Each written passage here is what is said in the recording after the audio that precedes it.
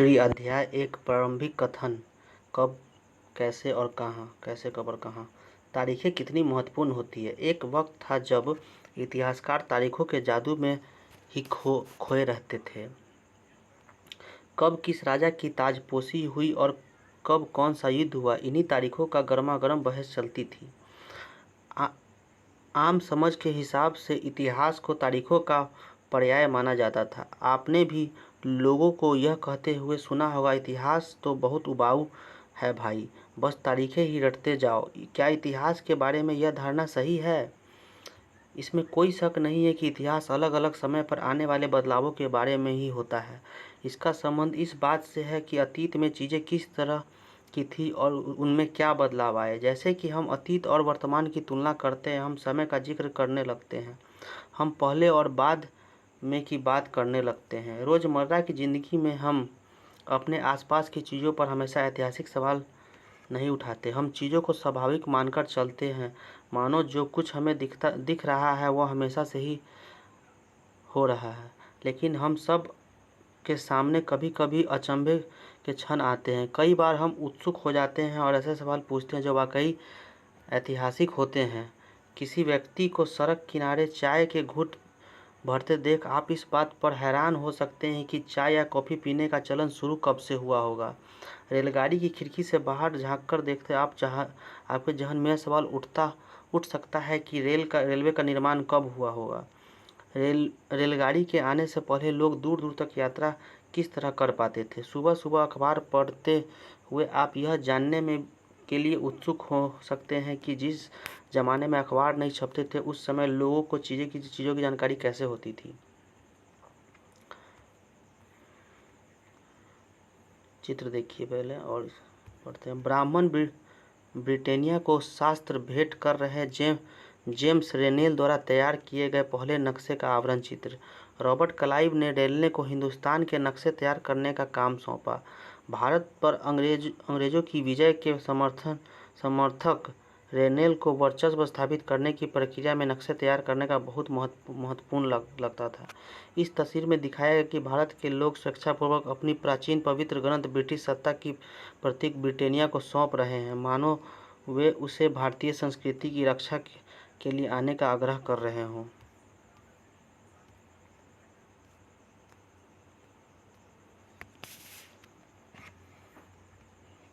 ये सारे ऐतिहासिक सवाल हमें समय के बारे में सोचने के लिए प्रेरित कर देते हैं। समय को हमेशा साल या महीने के पैमाने पर ही नहीं देखा जा सकता।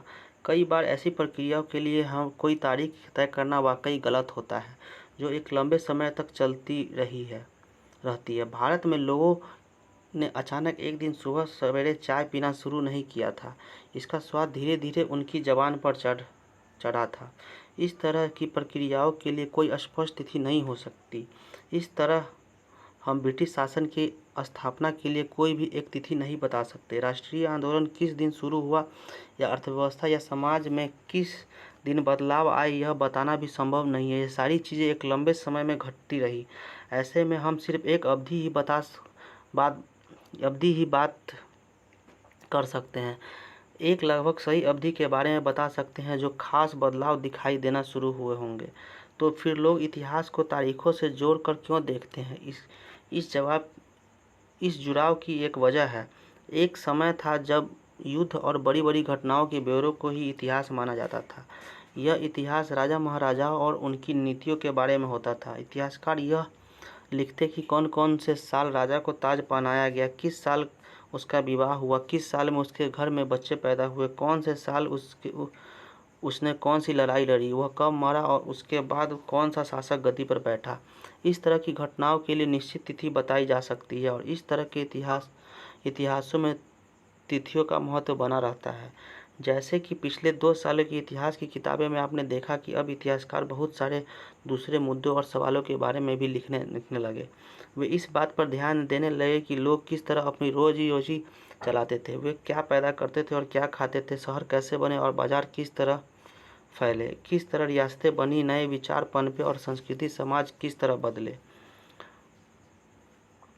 विज्ञापनों से भी पसंद नापसंद तय होती है। पुराने विज्ञापनों से हमें यह समझने में मदद मिलती है कि नए उत्पादों के लिए बाजार किस तरह तैयार हुए और किस तरह नई रुचि चलन में आई।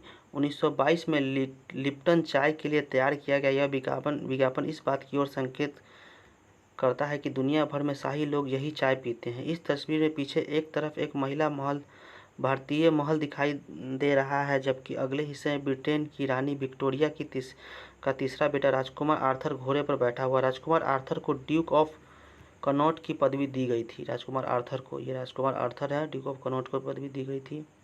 और ये पीछे भारतीय महल है। कौन सी तारीखें? कुछ तारीखों को महत्वपूर्ण मानने का पैमाना क्या होता है? हम जो तारीखें चुनते हैं, जिन तारीखों के इर्द गिर्द हम अतीत की कहानी बुनते हैं, वे अपने आप में महत्वपूर्ण नहीं होती। वे इसलिए महत्वपूर्ण हो जाती है क्योंकि हम कुछ खास घटनाओं को महत्वपूर्ण मानकर चलने लगते हैं। अगर अध्ययन का विषय बदल जाता है, अगर हम नए मुद्दों पर ध्यान देने लगते हैं, तो महत्वपूर्ण तारीखें भी बदल जाती हैं। एक उदाहरण पर विचार कीजिए। भारत में ब्रिटिश इतिहासकारों ने जो इतिहास लिखे उनमें हर एक गवर्नर जनरल का शासनकाल महत्वपूर्ण है। ये इतिहास प्रथम गवर्नर जनरल वॉरेन हेस्टिंग के शासन में शुरू होते थे और आखिरी वायसराय लॉर्ड माउंटेन के साथ खत्म होते थे। अलग अलग अध्याय में हम दूसरे गवर्नर जनरलों हेस्टिंग, वेलेस्ली, बेंटिंक और डलहौजी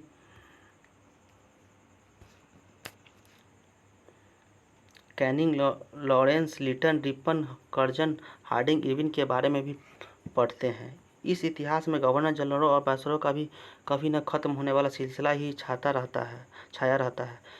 इतिहास की इन किताबों में सारी तारीखों का महत्व इन अधिकारियों, उनकी गतिविधियों, नीतियों, उपलब्धियों के आधार पर ही तय होता था।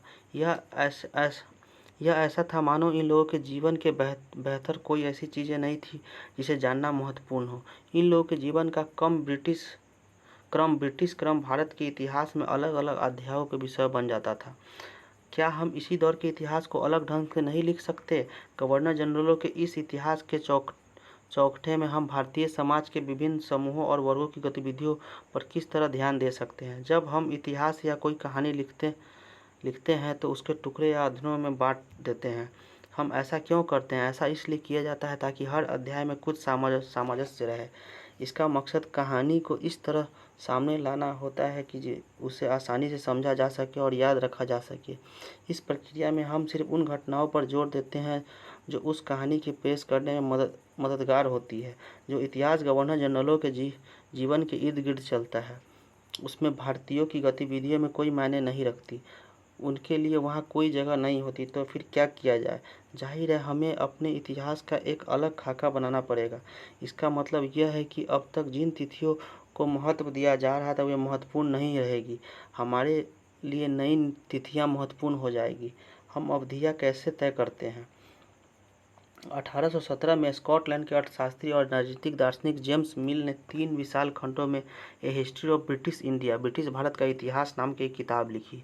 इस किताब में उन्होंने भारत के इतिहास को हिंदू, मुस्लिम और ब्रिटिश इन 3 कालखंडों में बांटा था। कालखंडों के इस निर्धारण को ज़्यादातर लोग मान भी लिया। क्या आपको भारतीय इतिहास को समझने के इन तरीके की कोई समस्या दिखाई देती है? इतिहास को हम अलग अलग कालखंडों में बांटने की कोशिश क्यों करते हैं? इसकी एक वजह यह भी है कि हम एक दौर की खासियतों, उसके केंद्रीय तत्वों को पकड़ने की कोशिश करते हैं। इसलिए ऐसे शब्द महत्वपूर्ण हो जाते हैं जिनके सहारे हम समय को बांटते हैं। ये शब्द अतीत के बारे में हमारे विचारों को दर्शाता है। वे हमें बताते हैं कि एक अवधि से दूसरी अवधि के बीच आए बदलावों का क्या महत्व होता है।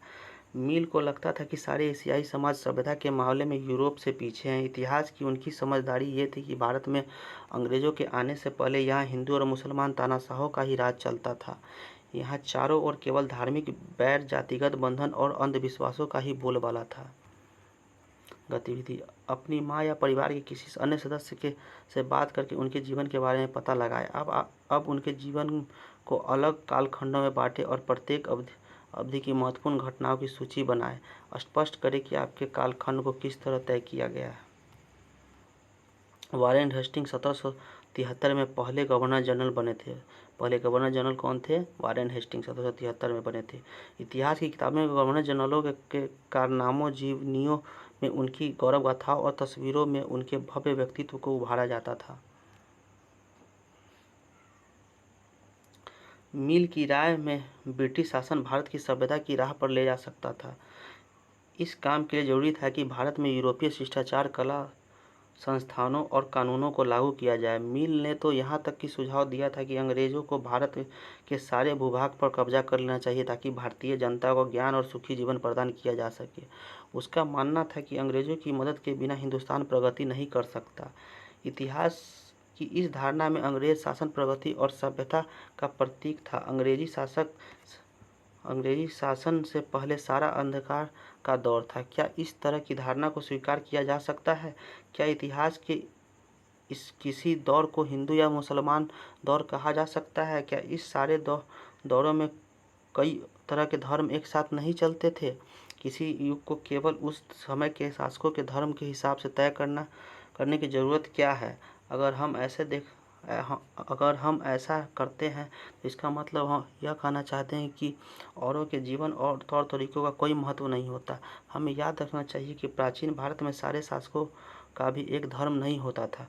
अंग्रेज द्वारा सुझाए गए वर्गीकरण में से अलग हटकर इतिहासकार भारतीय इतिहास को आमतौर पर प्राचीन, मध्यकालीन तथा आधुनिक कालखंड में बांटकर देखते हैं। इस विभाजन की भी अपनी समस्याएं हैं। इतिहास को इन खंडों में बांटने की यह समझ के पश्चिम से आई है।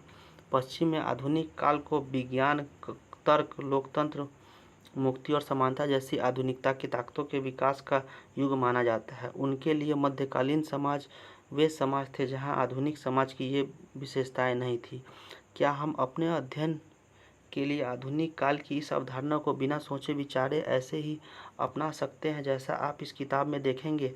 अंग्रेजों के शासन काल में लोगों के पास समानता, स्वतंत्रता या मुक्ति नहीं थी, न ही यह आर्थिक विकास और प्रगति का दौर था। बहुत सारे इतिहासकार इस युग को औपनिवेशिक युग कहते हैं। औपनिवेशिक क्या होता है? इस किताब में आप पढ़ेंगे कि किस तरह अंग्रेजों ने हमारे देश को जीता और स्थानीय नवाबों और राजाओं को दबाकर अपना शासन स्थापित किया। आप देखेंगे कि किस तरह उन्होंने अर्थव्यवस्था व समाज पर नियंत्रण स्थापित किया। अपने सारे खर्चे को निपटाने के लिए राजस्व कर वसूल किया। अपनी ज़रूरत की चीज़ों को सस्ती कीमतों पर खरीदा, निर्यात के लिए महत्वपूर्ण फसलों की खेती कराई और इन सारी कोशिशों के कारण क्या बदलाव आए आप ये भी जानेंगे कि ब्रिटिश शासन के कारण यहाँ की मूल मान्यताओं और पसंद नापसंद, रीति रिवाज व तौर तरीकों में क्या बदलाव आए। जब एक देश पर दूसरे देश के दबदबे से इस तरह की राजनीतिक, आर्थिक और सामाजिक और सांस्कृतिक बदलाव आते हैं, इस प्रक्रिया को औपनिवेशीकरण कहा जाता है।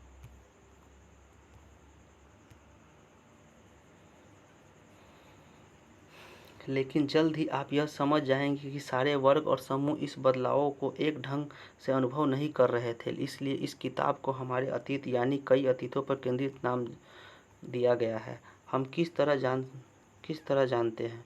भारतीय इतिहास के पिछले 250 साल का इतिहास लिखने के लिए इतिहासकार कौन कौन से स्रोत इस्तेमाल करते थे? प्रशासनिक अभिलेख और तैयारकर्ता। अंग्रेजी शासक द्वारा तैयार किए गए सरकारी रिकॉर्ड इतिहासकारों का एक महत्वपूर्ण साधन होते हैं। अंग्रेजों की मान्यता थी कि चीज़ों को लिखना बहुत महत्वपूर्ण होता है। उनके लिए हर निर्देश, हर योजना, नीतिगत फैसले, सहमति, जांच के साफ साफ लिखना जरूरी है। ऐसा करने के बाद चीज़ों को अच्छी तरह से अध्ययन किया जा सकता था और उन पर वाद विवाद किया जा सकता था। इस समझदारी के चलते ज्ञापन, टिप्पणी और प्रतिवेदन पर आधारित शासन की संस्कृति पैदा हुई। अंग्रेजों को यह भी लगता था कि तमाम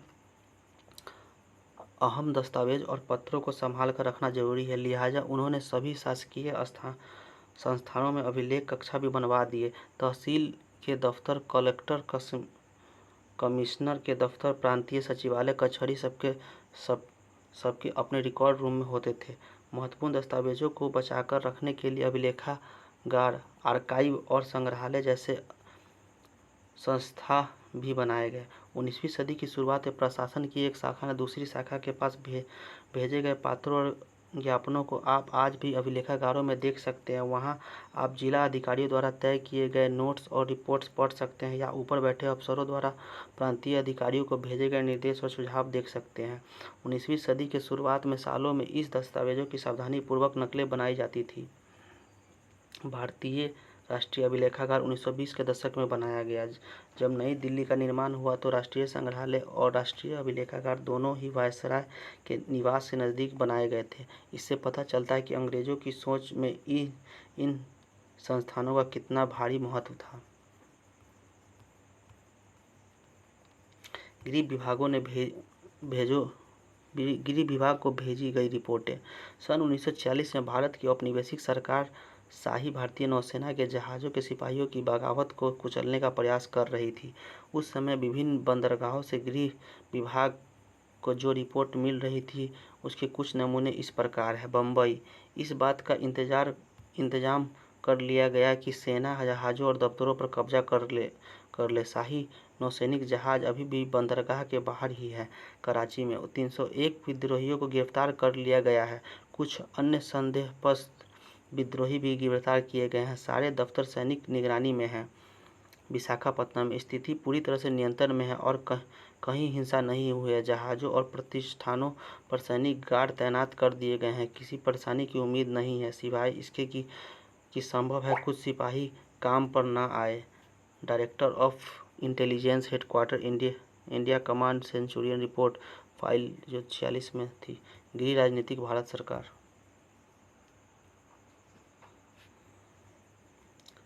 उन्हें खुनसविसी के माहिर लिखते थे। खुशनविसी या सुलेखनविस ऐसे वो लोग होते थे जो बहुत सुंदर ढंग से चीज़ें लिखते थे। 19वीं सदी के मध्य तक छपाई तकनीक भी फैलने लगी थी। इस तकनीक के सहारे अब प्रत्येक सरकारी विभाग की कार्रवाइयों के दस्तावेज कई प्रांतीय बनाई जाने लगी। सर्वेक्षण का बढ़ता महत्व। औपनिवेशिक शासन के दौरान सर्वेक्षण का चलना भी महत्वपूर्ण होता गया। अंग्रेजों को विश्वास था कि किसी देश पर अच्छी तरह शासन चलाने के लिए उसको सही ढंग से जानने की ज़रूरत होता है। 19वीं शताब्दी की शुरुआत तक पूरे देश का नक्शा तैयार हो जाने के लिए बड़े बड़े सर्वेक्षण किए जाने लगे। गाँवों में राजस्व सर्वेक्षण किए गए। इन सर्वेक्षणों में धरती की सतह, मिट्टी की गुणवत्ता, वहाँ मिलने वाले पेड़ पौधे और जीव जंतुओं तथा स्थानीय इतिहास व फसलों का पता लगाया जाता था। अंग्रेजों की राय में किसी इलाके को शासन चलाने के लिए इन सारी बातों को जानना जरूरी था। 19वीं सदी के आखिर में हर 10 साल में जनगणना की जाने लगी। जनगणना के जरिए भारत के सभी प्रांतों में रहने वाले लोगों की संख्या, उसकी जाति, इलाके और व्यवसाय के बारे में जानकारी इकट्ठा की जाती थी। इसके अलावा वनस्पतिक सर्वेक्षण, प्राणी वैज्ञानिक सर्वेक्षण, पुरातत्व सर्वेक्षण, मानव शास्त्रीय सर्वेक्षण, वन सर्वेक्षण आदि कई दूसरे सर्वेक्षण भी किए जाते थे। अधिकृत रिकॉर्ड से क्या पता नहीं चलता है। रिकॉर्ड के इस विशाल भंडार से हम बहुत कुछ पता लगा सकते हैं, फिर भी इस बात को नज़रअंदाज नहीं किया जा सकता कि ये सारे सरकारी रिकॉर्ड हैं। बंगाल में मानचित्रण और सर्वेक्षण कार्य चल रहा है। जेम्स प्रिंसप द्वारा बनाई गई तस्वीर जो 1832 से बनाई गई थी। ध्यान से देखें कि सर्वेक्षण में इस्तेमाल होने वाले सारे उपकरण को चित्र के अलग अलग हिस्से में दिखाया गया है। चित्रकार इस परियोजना के वैज्ञानिक स्वरूप पर खास तौर से जोर देना चाहते थे। शरीफे का पौधा 1770 का दशक। शरीफे का पौधा है। अंग्रेजों द्वारा बनाए गए वनस्पतिक उद्यान और प्राकृतिक इतिहास के संग्रहालय में विभिन्न पौधों के नमूने और उनमें संबंधित जानकारी इकट्ठा की जाती थी। इन नमूने के चित्र को स्थानीय कलाकारों से बनवाए जाते थे। अब इतिहासकार इस बात पर ध्यान दे रहे थे कि इसी तरह की जानकारी किस तरह इकट्ठा की जाती है और इसके उपनिवेशवाद के बारे में क्या पता चलता है।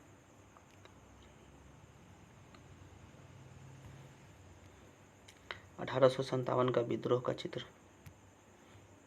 तस्वीरों को भी बहुत ध्यान से देखना चाहिए, उनसे हमें चित्रकारी की सोच पता चलती है। 1857 के विद्रोह के बाद अंग्रेजों द्वारा तैयार की गई सचित्र पुस्तकों में यह तस्वीर कई जगह दिखाई देती है। इस तस्वीर के नीचे लिखा होता था, बागी सिपाही लूट खसोट में लगे हुए हैं। अंग्रेजों की नज़र में विद्रोही जनता लालची, दुष्ट और बेरहम थी। इन विद्रोह के बारे में आप अध्याय 5 में पढ़ेंगे। इनसे हमें यह पता चलता है कि सरकारी अफसर क्या सोचते थे, उनकी दिलचस्पी किन चीज़ों में थी और बाद के लिए वे किन चीज़ों को बचाए रखना चाहते थे। इन रिकॉर्डों से हमें यह समझने में हमेशा मदद मिलती है कि देश के दूसरे लोग क्या महसूस करते थे और उनकी कार्रवाइयों की क्या वजह थी।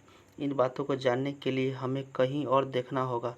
जब हम ऐसे दूसरे स्रोतों की तलाश में निकलते हैं तो उनकी भी कोई कमी नहीं रहती, लेकिन सरकारी रिकॉर्ड्स के मुकाबले उन्हें ढूंढना ज़रा मुश्किल साबित होता है। इस लिहाजे से लोगों की डायरियाँ, तीर्थ यात्राओं और यात्रियों के स्मरण महत्वपूर्ण, लोगों की आत्मकथाएं और स्थानीय बाज़ारों में बिकने वाली लोकप्रिय पुस्तिकाएं महत्वपूर्ण हो जाती है।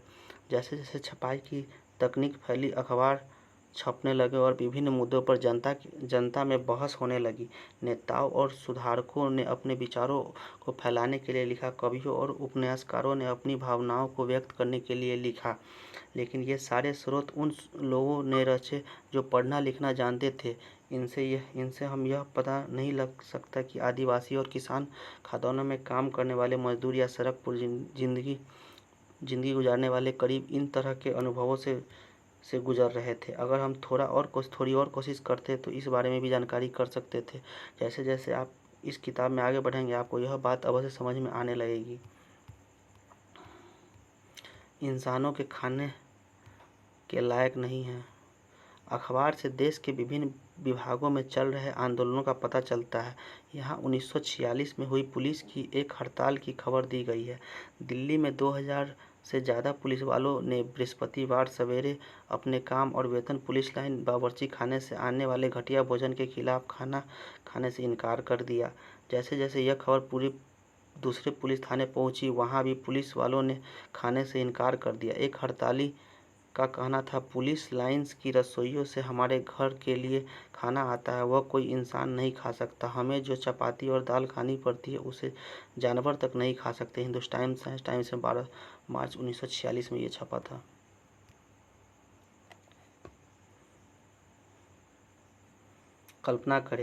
कल्पना कीजिए, आप इतिहासकार हैं। आप यह पता लगाना चाहते हैं कि आज़ादी मिलने के बाद एक दुर्गम आदिवासी इलाके की खेती में क्या बदलाव आए। इन जानकारियों को ढूंढने के लिए विभिन्न तरीकों की सूची बनाएं।